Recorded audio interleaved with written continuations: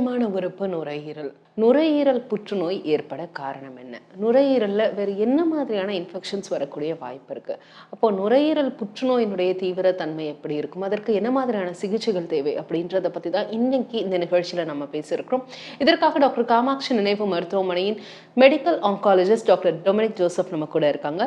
மேலும் pulmonologist doctor அருள் முருகன் நம்ம கூட இருக்காங்க. ரெண்டு பேர்ட்டையும் பேசலாம். பொதுவாக இந்த மாதிரியான நுரையீரல்ல வரக்கூடிய புற்றுநோய் எந்த அளவு காமனா இருக்கு அல்லது இன்னைக்கு தேதிகளில் அதிகரிச்சிருக்குன்னு நீங்க நினைக்கிறீங்களா டாக்டர்? லங் கேன்சர் வந்து பார்த்தீங்கன்னா வேர்ல்ட்லேயே வந்து பார்த்தீங்கன்னா லீடிங் காஸ் ஆஃப் கேன்சர் டெத்ன்னு சொல்லுவாங்க. ஸோ இது வந்து மேல் அண்ட் ஃபீமேல் ரெண்டு பேருக்குமே அஃபெக்ட் ஆகும். மேலில் இதுதான் மோஸ்ட் காமன் கேன்சர். ஃபீமேலில் பார்த்தீங்கன்னா இது third most common cancer. Overall வந்து மற்ற கேன்சரை கம்பேர் பண்ணுறப்ப லங் கேன்சரோட மார்ட்டாலிட்டி வந்து பார்த்தீங்கன்னா ரொம்ப அதிகமாக இருக்குது. ஏன்னா மோஸ்ட் ஆஃப் த பேஷண்ட் நம்ம கிட்ட வரும்போது அட்வான்ஸ் ஸ்டேஜில் வர்றதுனால அவங்களோட சர்வைவல் ரேட் வந்து கம்மியாக இருக்குது, மார்ட்டாலிட்டி ரேட் வந்து இன்க்ரீஸ்.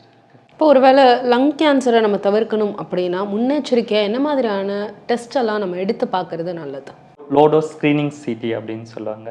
ஸோ அது வந்து நம்ம பண்ணுறது மூலிமா ஏர்லியராக லங் கேன்சரை வந்து டிடெக்ட் பண்ணலாம்.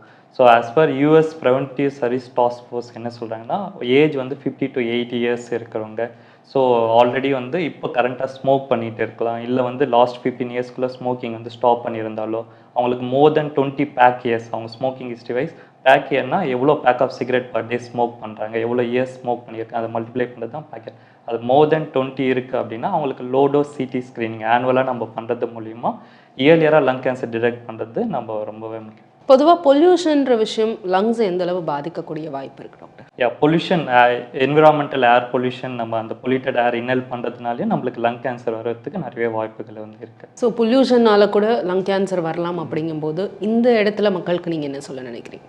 இப்போது பொல்யூஷன்னா பொல்யூட்டடான என்வாயரன்மெண்ட் அவாய்ட் பண்ணுறது நல்லது, பட் பொல்யூஷனான என்வாயரன்மெண்ட் அவாய்ட் பண்ணுறது கஷ்டம். ஸோ நம்ம சைட்லேருந்து நம்ம பொல்யூஷனை குறைக்கிறதுக்கு என்ன பண்ணுறோம்?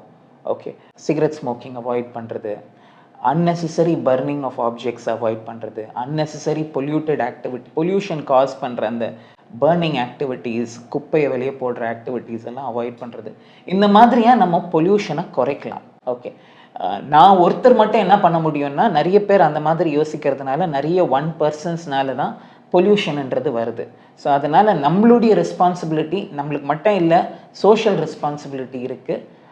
பொல்யூஷனை நான் என் லெவலில் என்ன பண்ண முடியும், அவாய்ட் பண்ண முடியும், குறைக்க முடியுன்றதை ட்ரை பண்ணால் ப்ராபப்ளி ஆஸ் அ சொசைட்டி இந்த மாதிரி நுரையீரல் சம்மந்தப்பட்ட பிரச்சனைகள், நுரையீரல் புற்றுநோய் மட்டும் இல்லை, பட் நுரையீரல் சம்மந்தப்பட்ட மற்ற பிரச்சனைகள், ஆஸ்துமா, சிஓபிடி, இந்த மாதிரி ப்ராப்ளம்ஸை நிறைய குறைக்கும்.